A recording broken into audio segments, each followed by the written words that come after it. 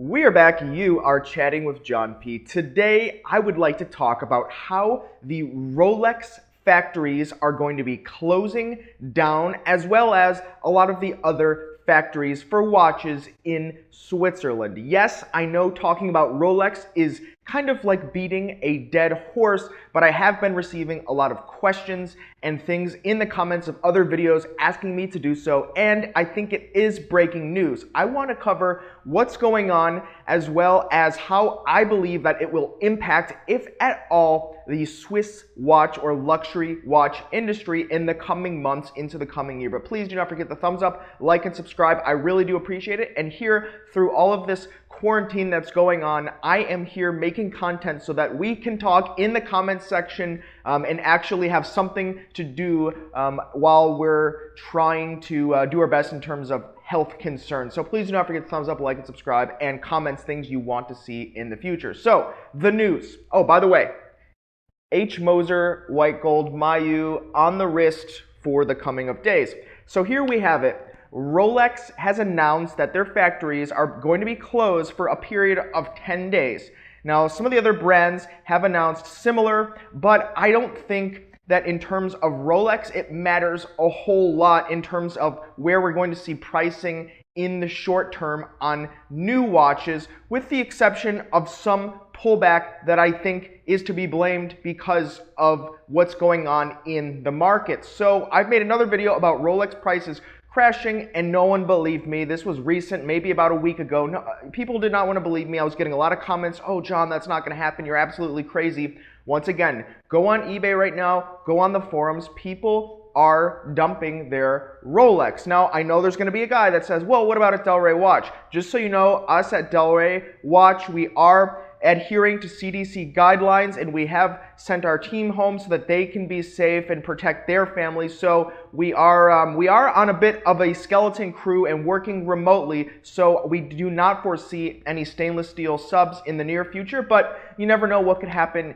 in the future. In terms of what's going on with the production, once again, we're going to see that the production has gone down, but they have stockpiles there. That's not the main concern in terms of getting the pieces to stores. It's really the shipping of the watches, in my opinion. You have companies like UPS announcing that the signature required is not going to be consistent as it was before, which is another consideration of why we had to kind of close down for a bit of time, is that the signature required, UPS is going to be leaving a post-it note, they're going to come back, they're going to sign for it, and so there's a lot of inconsistencies there. And when we're talking about expensive items, it's just really difficult to handle. Because of everything else that's going on, the shipping between countries and going through customs, it's going to be very chaotic. Now, when we consider that what happened in China and in Hong Kong and in parts of Asia, and how they were locked down for quite a period of time, the buying there pretty much stopped. And so the watches had to go from Switzerland elsewhere, right? They just don't stop shipping watches because one part of the world is affected. They ship them to other places. And so we saw in the last week, and I personally saw in people that I know that were on the waiting list for several stainless steel Rolex sports models, got the call and were asked to buy all of them. I know one person that went to a South Florida authorized dealer, had their name on the list, and they paid with a wire and were able to get 3 of the hottest watches, including a Daytona and a Pepsi. Now, tell me that's absolutely crazy. I don't know.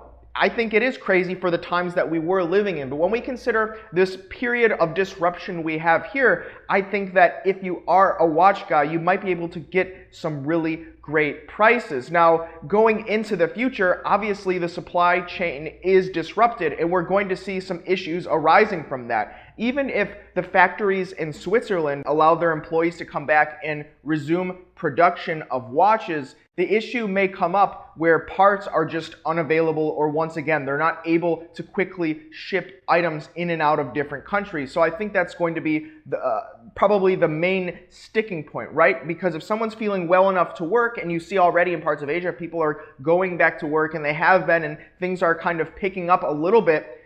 If they don't have the parts, or they don't have the parts for the tooling and the machines, right? Let's talk about fully Swiss watches. Well, if all the parts are made in Switzerland, what about those raw materials? Brands like Rolex are buying gold and stainless steel from other countries, right? It's not like Switzerland has the largest precious metal reserves or metal reserves in their tiny country. They're oftentimes sourcing out the raw materials from other places. So if they don't have enough raw materials, then they can't continue producing the products. And even looking at the machines and the tools that they use, just because something is made in Switzerland does not mean that they're not using components in their tools to fabricate or create these watches that's produced in parts of China. Think about that. The actual final product is guaranteed to be Swiss, and to certain varying degrees. I know there's some debate in terms of what actually makes up a Swiss watch, but the parts and components used in the production line, the different belts and the different pieces and drill bits and all of that, you can't assume that all of that is produced in Switzerland. We have to kind of assume that it's produced in other parts of the world because it only makes sense. And so when we consider that, there's going to be other sticking points more so than just, oh, well, Rolex is shutting down the factory, so, we're all screwed. Guys, come on. There's enough watches out there if you really want one during this chaotic time. I don't know that it's necessarily the absolute best time or best use of the funds currently. I think many people are recommending to be a little bit liquid in uncertain times, if possible to do so, and depending on where you might be in your life or your career. But there are so many stainless steel Rolex sports watches already floating around in the United States. So sure, the factory shut down, but once again, right now, you might have a great chance at getting one from an AD that needs to move it, free up a little cash for themselves or their family, or people that really were speculating are willing to dump. Just like in the stocks, people were selling off, it would go up a little bit, they'd sell off, and they'd kind of go ahead and de-leverage themselves in those types of ways. So what do you guys think about the Swiss watch companies closing their factories? Do you think that it's really a big deal? Does it even matter to you? What are you doing with your personal watch collections or the collections of watches that you might be speculating on? Not that I recommend it, but many people do this. Please let me know in the comments below. I would love to see this, and I'd love to talk to you about this in future videos as we kind of progress in this journey of what the world is going through. So once again, thanks so much, guys, and we'll see you next time. You've been chatting with John P. Ciao.